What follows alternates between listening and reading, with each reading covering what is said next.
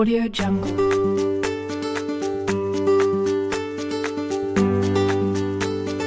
Bismillahirrahmanirrahim.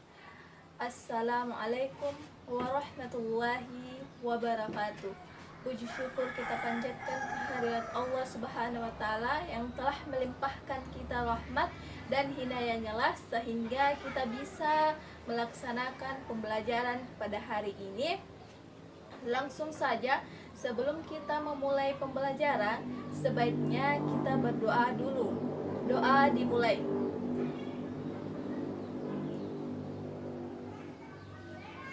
Selesai.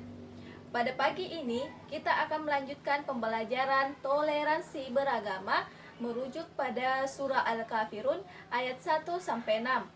Adik-adik, sebelum kita membahas lebih lanjut materi kita, kita baca ayatnya terlebih dahulu dan adik-adik bisa mengikutinya di rumah masing-masing. A'udzubillahi minasyaitonir rajim. Bismillahirrahmanirrahim. Qul ya ayyuhal kafirun la a'budu ma ta'budun wala antum abiduna ma a'bud wala ana abidum ma abattum wala antum abiduna ma a'bud lakum dinukum waliyadin. Yang artinya, katakanlah Muhammad, wahai orang-orang kafir. Yang kedua itu, aku tidak akan menyembah apa yang kamu sembah. Dan yang ketiga, dan kamu bukan penyembah apa yang aku sembah. Dan yang keempat, dan aku tidak pernah menjadi penyembah apa yang kamu sembah. Yang kelima itu, dan kamu tidak pernah pula menjadi penyembah apa yang aku sembah. Yang keenam itu, untukmu agamamu dan untukku agamaku. Adapun pengenalan surah Al-Kafirun adalah surat ke-109. Jumlah ayat surah Al-Kafirun ada 6 ayat. Surah Al-Kafirun mengisyaratkan tentang menyerahnya harapan orang-orang kafir Quraisy. Mereka di zaman itu terhadap dakwah Nabi Muhammad SAW. Nabi Muhammad SAW tidak mau mengikuti tata cara beribadah orang-orang kafir Quraisy. Mereka dipersilahkan beribadah menurut ajaran agamanya sendiri. Surah Al-Kafirun tergolong surat Makkiyah karena diturunkan di kota Mekah. Sesudah surat Al-Ma'un dinamai Al-Kafirun, orang-orang kafir, diambil dari perkataan Al-Kafirun. Adapun kandungan surah Al-Kafirun yaitu yang pertama, kita umat beragama harus saling menghormati atau toleransi. Jadi kita harus bertoleransi maupun kita beda agama karena kita sama-sama manusia.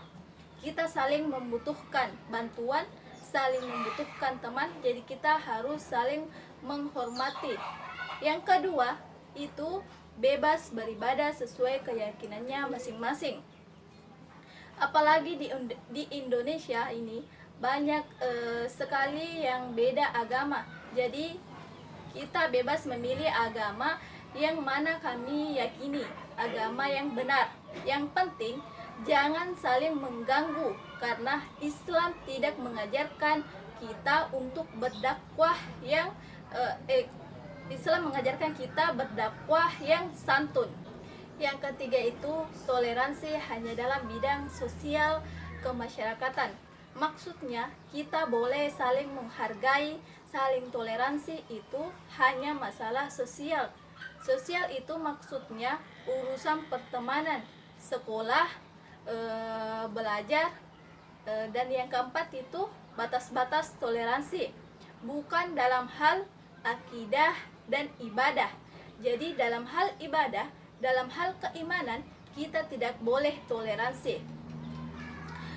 Misalkan ada orang lain yang mengatakan begini, saya mau menyembah Tuhanmu, tapi kamu harus menyembah Tuhanku.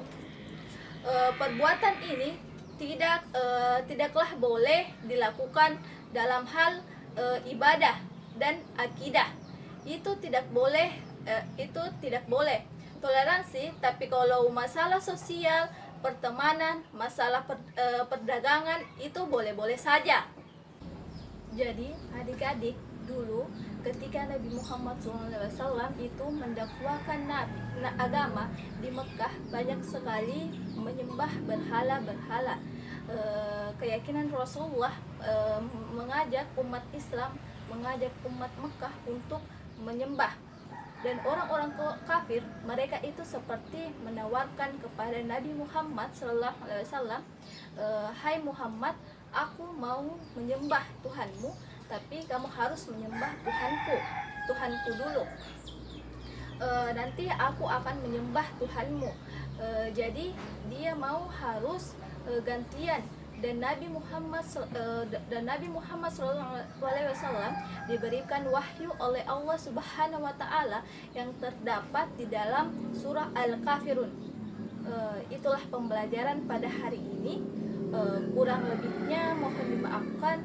Wabillahi taufiq walhidayah. Wassalamualaikum warahmatullahi wabarakatuh.